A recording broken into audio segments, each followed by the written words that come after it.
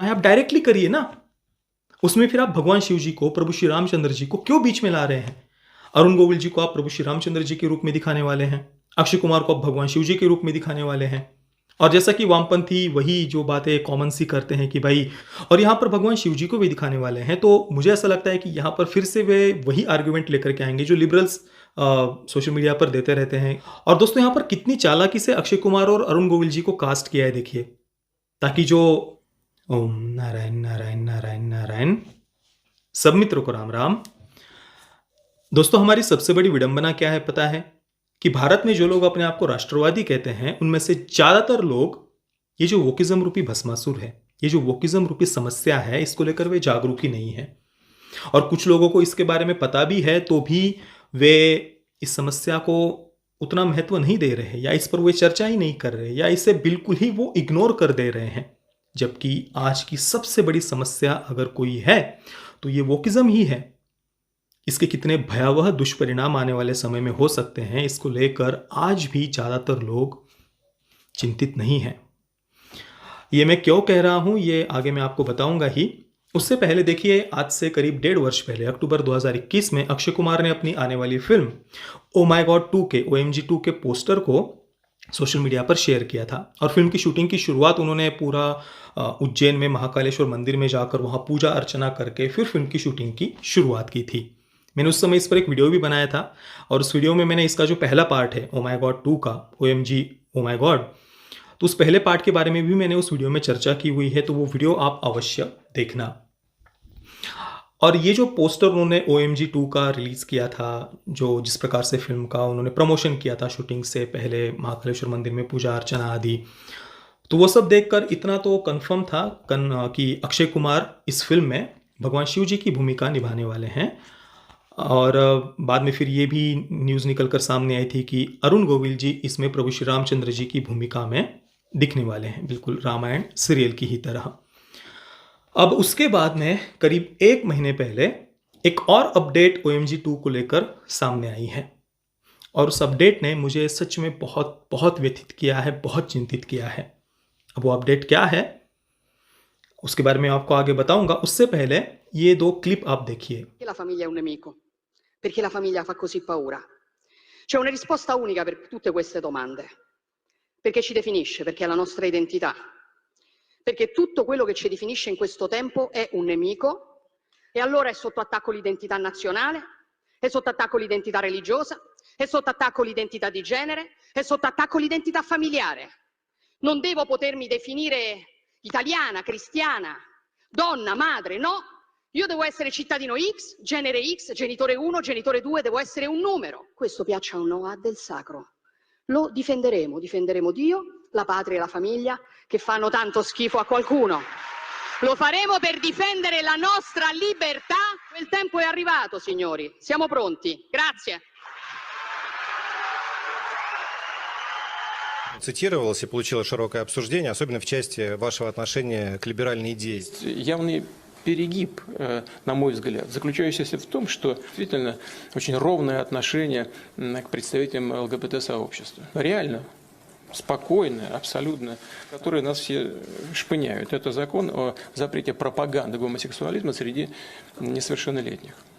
Но послушайте, давайте дадим человеку вырасти, стать взрослым, так, а потом решить, кто он такой. Оставьте детей в покое. Сейчас ведь, ну чего только нет. Я вот говорил тоже в этом интервью, 6 или 5 полов напридумывали. Я вот трансформеры, я не понимаю даже, что это такое, понимаете? Но вот, ну, дай Бог здоровья всем. Но проблема не в этом. Проблема в том, что вот эта часть общества достаточно агрессивно навязывает свою точку зрения, подавляет правду. Но нельзя силовым методом навязывать свою точку зрения. А ведь вот это представители либеральной так называемой идеи, они ведь в последнее время просто там сексуального воспитания. Родители не хотят, их чуть ли не в тюрьму за это. दोस्तों, इस विषय पर हम आगे चर्चा करें उससे पहले ही एक बात मैं क्लियर कर देना चाहता हूं, जो मैं इससे पहले भी कई बार कह चुका हूं, कि सभी को, सभी मतलब सभी को, जिसने भी इस सृष्टि में जन्म लिया है, सभी को सुखी, स्वस्थ एवं सम्मानित जीवन जीने का अधिकार है। और कोई व्यक्ति अपने पर्सनल लाइफ में, व्यक्तिगत जीवन में क्या कर रहा है, अपने जीवन को वो कैसे जीना चाहता है, अपने जीवन को वो उन्नत करना चाहता है या पतन की खाई में लेकर के जाना चाहता है, या वो किसके साथ रिलेशनशिप में रहना चाहता है या एक से अधिक रिलेशनशिप में रहना चाहता है, या किसके साथ वो संबंध बनाना चाहता है, सोना चाहता है, ये उसका व्यक्तिगत अधिकार है।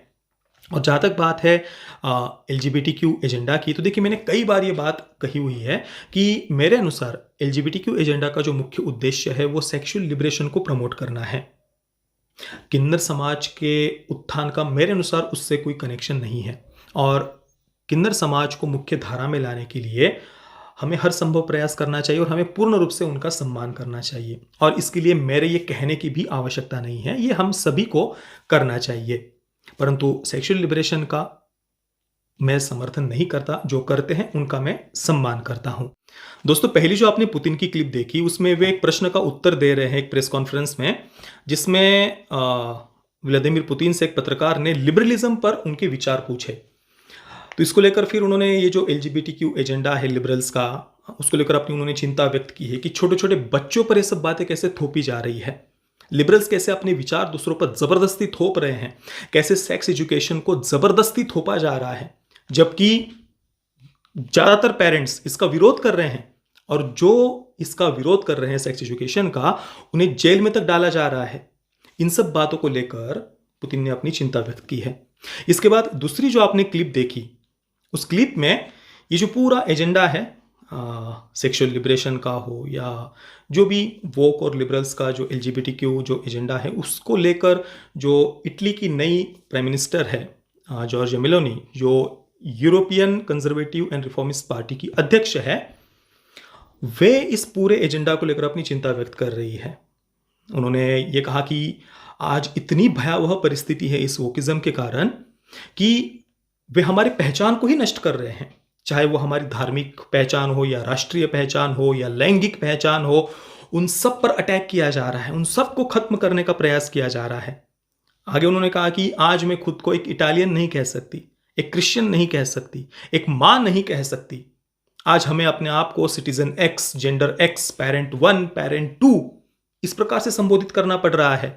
मां को मां नहीं कह सकते, पिता को पिता नहीं कह सकते, स्त्री को स्त्री नहीं कह सकते, पुरुष को पुरुष नहीं कह सकते। और ये सब क्यों हो रहा है, इसके बारे में मैंने ऑलरेडी हमारे चैनल पर कई बार चर्चा की हुई है। आगे इस वीडियो में भी मैं संक्षेप में इस पर हम चर्चा करेंगे ही। पर ये सब बातें आज मैंने इस वीडियो में क्यों बताई, क्योंकि ओ माय गॉड 2 को लेकर 1 महीने पहले जो अपडेट आई, उसके अनुसार ओ माय गॉड 2 स्कूलों में सेक्स एजुकेशन को कंपलसरी करने को लेकर है। ये सब्जेक्ट उन्होंने इस सेकंड पार्ट में उठाया है। जैसा कि रिपोर्ट्स में पढ़ने को मिल रहा है, उसके अनुसार अक्षय कुमार ने स्वयं इस बात को कंफर्म किया है। ये मैं आपको पढ़कर बताता हूँ। Akshay Kumar starrer OMG oh my god 2 to be based around sex education in schools. Akshay Kumar, who recently attended Red Sea International Film Festival, revealed an interesting detail about his upcoming film, said that it will be based on sex education. और फिर आगे इसकी कहानी के बारे में उन्होंने कहा है कि कंसर्न सिटीजन है, एक व्यथित चिंतित भारतीय नागरिक है, वो कोर्ट में जाता है ये मांग लेकर कि स्कूलों में सेक्स एजुकेशन को अनिवार्य किया जाए, कंपलसरी किया जाए। अब इस फिल्म की कहानी क्या होगी वो तो हम आराम से गेस कर सकते हैं। जैसे कि पहले पार्ट में हमने देखा था कि जो हिंदू संत होते हैं, साधु होते हैं, सन्यासी होते हैं, कथावाचक होते हैं, वे कैसे ढोंगी, पाखंडी, लालची, दरिंदे होते हैं। सारी की सारी दुनिया भर की जितनी भी गलत बातें हैं वो तो उनमें ही होती है। ये हमने पहले पार्ट में देखा था। हालांकि थोड़ा बहुत उन्होंने वहाँ पर एक अच्छे साधु को दिखाकर बैलेंस करने का प्रयास किया था, और साथ में ही ईश्वर के अस्तित्व को उन्होंने नहीं नकारा था पहले पार्ट में। पर कुल मिलाकर हमारी संस्कृति के जो आधार है, हमारे संत, भारत को संतों की भूमि कहा जाता है, उन पर ही एक प्रकार से अटैक करने का प्रयास फिल्म के माध्यम से किया था। अब उसके बाद में सेकंड पार्ट की भी कहानी आप इसी प्रकार से गेस कर सकते हैं। अब ये जो कंसर्न सिटीजन है वो सेक्स एजुकेशन को कंपलसरी करने को लेकर कोर्ट में गए हुए हैं, और शायद उनके परिवार का कोई व्यक्ति, उनका बेटा हो, बेटी हो या और कोई, शायद वो बायसेक्सुअल होगा या ओमनीसेक्सुअल होगा या पैनसेक्सुअल होगा या लेस्बियन होगा, या ऐसा कुछ रीज़न दिखाया जाएगा, और उस कारण से फिर वे कोर्ट में शायद ये मांग करने के लिए जाएंगे कि आज के समय में स्कूलों में सेक्स एजुकेशन को कंपलसरी करना कितना ज़्यादा आवश्यक है। और फिर विलन होंगे हिंदुत्ववादी संगठन, बिल्कुल दरिंदों की तरह, राक्षसों की तरह ऐसे भगवे झंडे लेकर वो हर हर महादेव, जय श्री राम इस प्रकार के भगवा झंडा हाथ में लेकर नारे लगाते हुए उनको दिखाया जाएगा, जो बिल्कुल एकदम एग्रेसिव और बिल्कुल अटैकिंग मोड में उनको दिखाया जाएगा कि हम नहीं सहेंगे, हम ये कर देंगे, हम वो कर देंगे। ऐसा बहुत ही क्रूर और हिंसक एक चित्र उनका फिल्म में दिखाया जाएगा, ऐसा मेरा अनुमान है, ये मैं कल्पना कर रहा हूँ। तो ये हो सकता है ओ माय गॉड 2 की कहानी। अब देखिए, दुख की बात यह है कि इसमें अरुण गोविल जी को भी उन्होंने प्रभु श्री रामचंद्र जी की भूमिका में लिया है। और उससे भी बड़ी दुख की बात यह है कि हमारे देश में आपको ज़्यादातर राष्ट्रवादी ऐसे मिल जाएंगे कि वे ये जो पूरा सेक्स एजुकेशन को लेकर जो लिबरल्स इसको बड़ा प्रमोट करने की बात करते हैं, इसके पीछे का जो मुख्य उद्देश्य है उसे वे नहीं समझ पाते। इसलिए मैंने वीडियो की शुरुआत में ही कहा था कि हमारी सबसे बड़ी विडंबना यह है कि ये जो वोकिज्म रूपी भस्मासुर है, उसकी इस भयावह समस्या को हम आज भी समझ नहीं पा रहे, उतना इसे सीरियसली नहीं ले रहे हैं। अगर किसी को ऐसा लगता हो कि भाई सेक्स एजुकेशन मतलब बच्चों को स्कूल में कोई वीर रक्षा के सीख दी जाएगी, वीर रक्षा का पाठ बताया जाएगा, या संयम की शिक्षा दी जाएगी, या अतिहस्त मैथुन के दुष्परिणाम बताए जाएंगे, अगर ऐसा किसी को लगता हो तो भाई इस भ्रांति से, इस भ्रम से, इस गलतफहमी से दूर निकलिए। हाँ, इसके उल्टी बातें अवश्य बताई जाएंगी कि भाई मास्टरबेशन, हस्त मैथुन तो बहुत आम बात है, नॉर्मल बात है। आम और नॉर्मल तक ही नहीं, ये तो स्ट्रेस बस्टर है। अगर आप कभी स्ट्रेस में हो, चिंता में हो, तो उससे तो ये स्ट्रेस दूर करने वाली बात होती है, हस्त मैथुन वगैरह। ये तो बहुत आम कॉमन सी बात है, हमें टंकी थोड़ी ना भर कर रखनी है। हाँ, ये सिखाया जा सकता है, बिल्कुल होगा ये। मतलब आप देख लीजिए, बहुत सारे सेक्सोलॉजिस्ट वगैरह, उनके वीडियोस वगैरह आपको मिल जाएंगे ऑनलाइन, यूट्यूब पर वगैरह वगैरह सब जगह पर। केवल यही नहीं, बात केवल ये नहीं है हस्तमैथुन या मास्टरबेट इस सब बात की। इससे भी भयावह जो बात है वो है जेंडर को लेकर कंफ्यूज करना छोटे छोटे बच्चों को। उनके सामने 50 प्रकार के सेक्सुअल प्रेफरेंसेस बताना, उन्हें उनके दिमाग में ये बातें डालना कि 50 प्रकार के सेक्सुअल प्रेफरेंसेस है, 80 प्रकार के करीब जेंडर्स है, 80 से ज्यादा। आप गूगल पर जाकर सर्च करिए different types of genders list, और देखिए आपको अलग अलग आर्टिकल्स, ढेर सारे आर्टिकल्स मिल जाएंगे। कहीं पर 60 जेंडर्स, कहीं पर 80 जेंडर्स बताए गए हैं। इनमें से कुछ कुछ जेंडर्स के जो टर्म्स है वो डुप्लीकेट हैं, एक ही टर्म को दो अलग नाम दिए हैं, इसलिए 80 हो गए हैं वो। पर 80 नहीं तो भी 40 के करीब तो अलग अलग प्रकार के जेंडर्स तो इन्होंने खोज कर ही रखे हैं। 50 के करीब सेक्सुअल प्रेफरेंसेस खोज कर रखे हैं। अब कौन से हैं वो भी मैं आपको बताता हूं।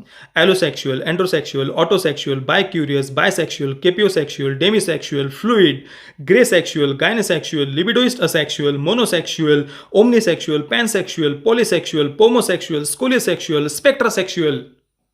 ये तो मैंने केवल कुछ बताए हैं, ऐसे 50 अलग अलग प्रकार के सेक्सुअल प्रेफरेंसेस लिबरल्स ने खोज कर रखे हैं। अब इनमें से कुछ के अर्थ में अगर आपको बताऊं ना, तो आपका पूरा सर चकरा जाएगा। जैसे कि इनमें से जो आपने फ्लूइड टर्म सुना, उसका अर्थ होता है ऐसा सेक्सुअल प्रेफरेंस जो समय समय पर बदलता रहता है।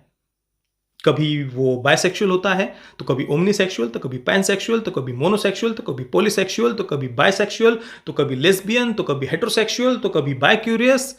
इस प्रकार के अलग अलग उसके सेक्सुअल प्रेफरेंसेस बदलते रहते हैं। मतलब जो हमारे मन की जो काम वासना है, जो अलग अलग इच्छाएं की वृत्तियां जो अलग अलग प्रकार से दौड़ती है, उन सबको उन्होंने अलग अलग टर्म दे दिया है। इसमें से बायक्यूरियस का अर्थ होता है ऐसा व्यक्ति जो अपनी बायसेक्सुअलिटी को एक्सप्लोर कर रहा होता है। मतलब मैं बायसेक्सुअल हूं या नहीं, ये चेक करने के लिए मैं स्त्री के साथ सोकर देखूंगा, पुरुष के साथ सोकर के देखूंगा, अलग अलग जेंडर के साथ सोकर देखेंगे, ताकि पता चले मैं बायसेक्सुअल हूं या नहीं। इसके अलावा पैनसेक्सुअल का अर्थ होता है ऐसा व्यक्ति जिसके मन में सारे जेंडर्स को लेकर, सारे सेक्सुअल ओरिएंटेशन वाले लोगों को लेकर, सबके प्रति सेक्सुअल अट्रैक्शन होता है, चाहे वो अजेंडर हो या सिसजेंडर हो या मतलब होमोसेक्सुअल हो या बायसेक्सुअल या ट्रांस हो, सबके प्रति सेक्सुअल अट्रैक्शन होता है, उन्हें पैनसेक्सुअल कहा जाता है। उसी प्रकार से ओमनीसेक्सुअल भी मिलता जुलता ही टर्म है। बायसेक्सुअल तो मैंने आपको बताया। मतलब ऐसे इतने सारे अलग अलग प्रकार के सेक्सुअल प्रेफरेंसेस उन्होंने खोज कर रखे हैं। इसके बाद जेंडर के बारे में भी अगर आप सुनेंगे ना, 50 प्रकार के जेंडर भी खोज कर रखे हैं। और जेंडर में तो LGBTQ एजेंडा का जो बेस है वही ये कहता है कि जो हमारा शरीर जिस जेंडर का दिख रहा है उस जेंडर के हम नहीं हैं, वो आपको असाइन किया हुआ जेंडर है। मतलब आपका शरीर अगर पुरुष का है तो आप पुरुष नहीं हैं, वो आपको असाइन किया हुआ जेंडर है। आपका शरीर अगर स्त्री का है तो आप स्त्री नहीं हैं, वो आपको असाइन किया हुआ जेंडर है। आप अभी क्लोजेट में हैं। और जब आप कमिंग आउट एक टर्म है अलग से, तो जब आप उस क्लोजेट को खोल कर दुनिया के सामने आते हैं और बताते हैं कि मेरा शरीर पुरुष का है पर मैं पुरुष नहीं हूं, मैं स्त्री हूं, तो आप अपने क्लोजेट से बाहर आ गए हैं।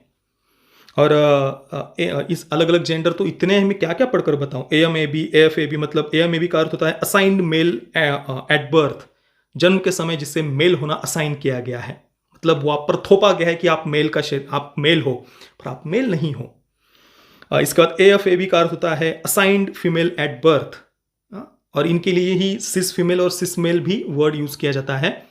सिस जेंडर भी उनके लिए कहा जाता है। इसके बाद agender, aliagender, bigender, demi boy, demi gender, demi girl, ऐसे कई सारे अलग अलग प्रकार के जेंडर आपको इसमें देखने को मिल जाएंगे, 50 अलग अलग प्रकार के। और सेक्स एजुकेशन, जैसे कि मैंने आपको पहले बताया कि अगर किसी को ये भ्रम हो, भ्रांति हो कि भाई सेक्स एजुकेशन में अति वीरनाश के दुष्परिणाम बताए जाएंगे, या वीर रक्षा की महिमा बताई जाएगी, या फिर योग के द्वारा हमारे ऊर्जा को कैसे ऊर्ध्वगामी करना है, वीर्य का ओज में कैसे रूपांतरण करना है, जो कि हमें पतंजलि योग में पढ़ने को भी मिलता है, ये कोई बताया जाने वाला हो, या संयम की शिक्षा दी जाने वाली हो, या हमारे मन को कैसे नियंत्रित रखना चाहिए ये बताया जाने वाला हो, या हमारी वासना को कैसे नियंत्रित करना ये बताया जाने वाला हो, अगर ये किसी को भ्रम हो तो वो निकाल दीजिए। उल्टा इससे उल्टी बातें अवश्य बताई जा सकती है कि भाई हस्तमैथुन वगैरह कैसे बहुत आम बात है, इस सबसे कुछ नहीं होता, हमें टंकी थोड़ी ना भर कर रखी है, ये अवश्य पढ़ाया जा सकता है। और देखिए, सेक्स एजुकेशन मतलब कोई केवल बायोलॉजी का क्लास नहीं होने वाला, या फिर केवल सेफ सेक्स कैसे करना है, या कॉन्डम का यूज करना कैसे, इन बातों को प्रमोट किया जाए, केवल यहाँ तक ही सीमित नहीं है। इसका जो मुख्य एजेंडा है वो यही है, जेंडर को लेकर कंफ्यूज करना, 50 प्रकार के सेक्सुअल ओरिएंटेशन, सेक्सुअल प्रेफरेंसेस, ये बातें बच्चों के दिमाग में डालना। और देखिए, आज वेस्टर्न कंट्रीज में इन्हीं बातों के कारण इस सेक्स एजुकेशन का विरोध हो रहा है। आपने पुतिन का वो सुना ही किस प्रकार से वहां पर पेरेंट्स इसका विरोध कर रहे हैं, और अमेरिका में तो कई सारे संगठन, संस्थाएं इसका खुलकर विरोध कर रही है। इस कारण से अमेरिका के कई सारे स्टेट्स में सेक्स एजुकेशन में जो ये LGBTQ एजेंडा पढ़ाया जाता है उसको बैन किया हुआ है। मैं आपको पढ़कर बताता हूं। 5 states, Alabama, Louisiana, Mississippi, Oklahoma and Texas have laws in place that ban teaching LGBT sex education. Ban किया हुआ है सेक्स एजुकेशन में ये LGBTQ एजेंडा पढ़ाने को। पर कुछ स्टेट्स ऐसे भी हैं जहां पर ये अलाउड है, पढ़ाया जाता है, जैसे कि 6 states, California, Colorado, new Jersey, Oregon, Rhode Island and Washington enforce sex education करिकुला that includes LGBTQ information beginning 2020 से इन 6 स्टेट्स में ये शुरू किया गया है। और इसके भयावह दुष्परिणाम आज आपको बहुत सारे यूट्यूब पर कई सारे ऐसे क्रिएटर्स मिल जाएंगे जो इसके भयावह दुष्परिणामों के बारे में बता रहे हैं। भारत में भी अगर आप देखेंगे कई सारे ऐसे युवा मिल जाएंगे जिन्हें लगता है कि क्रॉस ड्रेसिंग करके वो कोई बहुत बड़ा सामाजिक कार्य कर रहे हैं, कोई बहुत बड़ी ब्राह्मणिकल पेट्रियार्की से वे लड़ रहे हैं। इस प्रकार की बातें आपको पढ़ने को मिल जाएंगी। भारत में कई सारे लोग ऐसे हैं जो वर्षों वर्षों तक नए कपड़े तक नहीं खरीदते, और यहाँ पर क्रॉस ड्रेसिंग करके उन्हें लग रहा है कि वो कोई बहुत बड़ा सामाजिक कार्य, कोई बहुत बड़ा रिवॉल्यूशन या कोई बहुत बड़ी पेट्रियार्की से वे लड़ रहे हैं। इवन पश्चिमी देशों से कई सारी रिपोर्ट्स ऐसी आई हुई है जहां पर स्कूल के बच्चों को जेंडर न्यूट्रल यूनिफॉर्म में स्कूल में बुलाया जाता है। इस प्रकार से एक पूरी की पूरी जनरेशन जो आने वाली है उन्हें उनके ही जेंडर को लेकर, सेक्सुअल प्रेफरेंसेस को लेकर कंफ्यूज कर दिया जा रहा है। जबकि भाई बच्चों को तो छोड़ दो, जैसा कि आपने पहली क्लिप में देखा व्लादिमीर पुतिन की, कि बच्चों को छोड़ दो। आप एक बार 18 वर्ष के हो गए, फिर आपको जो एजुकेशन लेना है, सेक्स एजुकेशन लेना है, जिसके साथ सोना है, जैसे सोना है, ओपन मैरिज में रहना है, थ्रीसम करना है, फोरसम करना है, जो कुछ आपके दिमाग में है, आपको सबके प्रति सेक्सुअल अट्रैक्शन रखना है, नहीं रखना है, जो करना है आप स्वतंत्र हैं। बच्चों को छोड़ दो यार। और कल को तो फिर ये सेडोमैसोकिज्म, BDSM या BDMS जो भी कहते हैं, पता नहीं क्या कहते हैं, उसको भी प्रमोट करेंगे। मतलब ऑलरेडी कर रहे हैं। नेटफ्लिक्स पर अभी 2 वर्ष पहले मैंने वो रिव्यू किया था कि लव एंड लिशेस का, वो फिल्म ही इस पर आधारित है, BDSM को प्रमोट करने वाली। BDSM मतलब वही 50 शेड्स ऑफ ग्रे में आपने जो देखा, वहाँ पर तो केवल वो दिखाया था, मतलब वहाँ कहीं पर विक्टिम कार्ड खेलकर छाती नहीं कूटी गई थी। पर अभी बहुत सारा कंटेंट नेटफ्लिक्स पर आपको ऐसा मिल जाएगा। एक सीरीज भी आई थी, मैं उसका नाम भूल रहा हूँ, पर लव एंड लिशियस मुझे उसका फिल्म का नाम याद है। उसमें तो जो लीड कैरेक्टर है वो छाती कूट रहा है, डिप्रेशन में है, रो रहा है कि भाई ये मेरा सेक्सुअल प्रेफरेंस है, मुझे ऐसे सेक्स करना पसंद है, तो समाज को क्या लेना देना है, पेरेंट्स को क्या लेना देना है। ऐसे वो छाती कूट रहा है और विक्टिम कार्ड खेल रहा है। और उसके बाद में फिर वो अपने पार्टनर को असहनीय पीड़ा देता है, नुकीली चीजों से चुभाना, उसको चाबुक से मारना, बेल्ट से मारना, ये सब वो कर रहा है और इन बातों को रोमांटिसाइज किया है। तो कल को तो आप फिर ये भी बच्चों को पढ़ाइए, फिर ये भी तो एक सेक्सुअल प्रेफरेंस हुआ। और चलो अभी कम से कम शुरुआत में, चलो सेक्स एजुकेशन की जो बातें है वो शुरुआत में बड़ी बड़ी मीठी मीठी शहद वगैरह ऐसा पूरा मक्खन वगैरह लगाकर बहुत मीठी मीठी बातें केवल बताई जाएंगी। पर क्या ये जो पूरा जेंडर को लेकर कंफ्यूज करना या 50 प्रकार के जो सेक्सुअल प्रेफरेंसेस है, क्या ये आगे जाकर इसमें ऐड नहीं किया जाएगा? क्या ये बच्चों को आगे जाकर नहीं पढ़े? उद्देश्य तो यही है ना। और चलिए, आपको सेक्स एजुकेशन को प्रमोट करना है, आप डायरेक्टली करिए ना। उसमें फिर आप भगवान शिव जी को, प्रभु श्री रामचंद्र जी को क्यों बीच में ला रहे हैं? अरुण गोविल जी को आप प्रभु श्री रामचंद्र जी के रूप में दिखाने वाले हैं, अक्षय कुमार को आप भगवान शिव जी के रूप में दिखाने वाले हैं। और जैसा कि वामपंथी वही जो बातें कॉमन सी करते हैं कि भाई यहाँ तो खजुराहो है, कामासूत्र का देश है, और इन बातों को फिर कहकर फिर सेक्स एजुकेशन की जैसे ये जेंडर को लेकर कंफ्यूज करने वाली बातें इन्हें प्रमोट करना। मतलब कभी इन्होंने कोई हमारे शास्त्र नहीं पढ़े या कोई भी हमारे ग्रंथ नहीं पढ़े, उनकी मूल भावना क्या है वो कभी नहीं पढ़ा, पर वैसे ऐसे ही कुछ वामपंथियों की बातें सुन लेनी है, फिर बस खजुराहो, कामासूत्र ऐसे 2-3 शब्द बोल देंगे और हो जाएगा इनका कंप्लीट। जबकि हमारे जितने भी शास्त्र है, वेद हो, उपनिषद हो, रामायण महाभारत को आप पढ़ लीजिए, षड्दर्शन के षट्शास्त्र आप पढ़ लीजिए, सब में आपको संयम का महत्व बताया गया है, षड्विकारों से ऊपर उठने को बताया गया है। भगवान श्री कृष्ण ने भी श्रीमद् भगवद गीता में षड्विकारों से हमें कैसे ऊपर उठना चाहिए, काम वासना से हमें कैसे ऊपर उठना चाहिए, यही बताया है।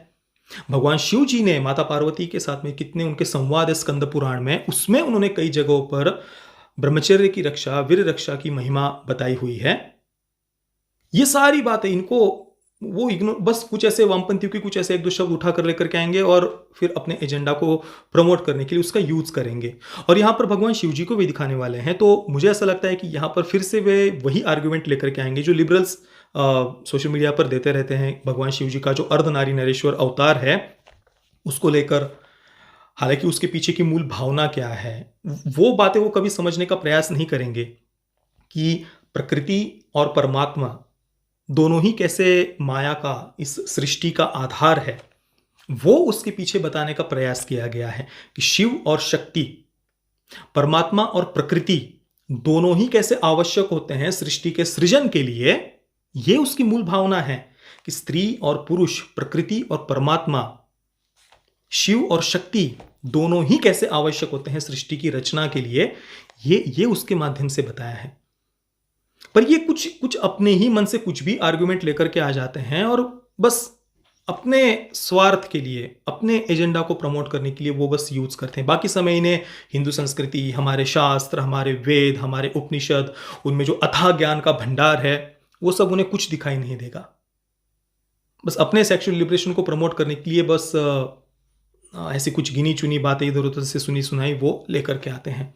तो इन सब बातों का मुझे सच में बहुत डर लगता है, चिंता होती है। और मेरा तो यही कहना है कि भाई आपको जो प्रमोट करना है आप करिए।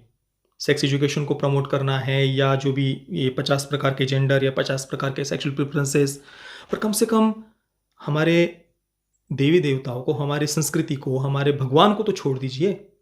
उनकी आड़ में ये प्रमोट करने का प्रयास मत करिए।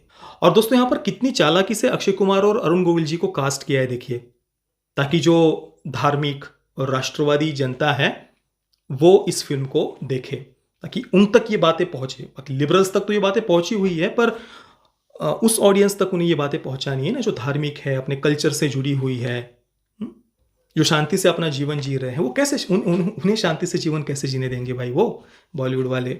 इसलिए यहाँ पर अक्षय कुमार, अरुण गोविल जी, इनको वो उन्होंने कास्ट किया है। बाकी दोस्तों आपके इस पूरे विषय पर क्या विचार है मुझे आप नीचे कमेंट में अवश्य बताना। ये वीडियो देखने के लिए आप सभी मित्रों का बहुत बहुत धन्यवाद। जय श्री राम, वंदे मातरम।